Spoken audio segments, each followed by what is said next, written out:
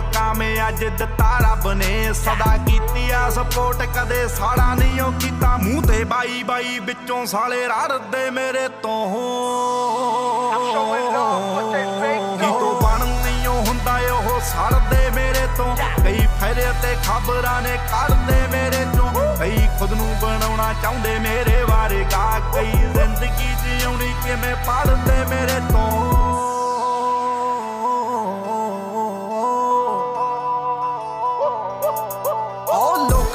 ਰਹਿੰਦੇ ਜਿਹੜੇ ਗੱਲਾਂ ਮਾਰਦੇ ਆ ਉਹਨਾਂ ਵਿੱਚ ਦੱਸੋ ਗੱਲਬਾਤ ਕਿੰਨੀ ਹੋਊ ਜੋ ਸ਼ਕਲ ਤੋਂ ਦੇਖ ਮੈਨੂੰ ਜੱਜ ਕਰਦੇ ਆ ਉਹਦੀ ਖੁਦ ਆਪਣੀ ਔਕਾਤ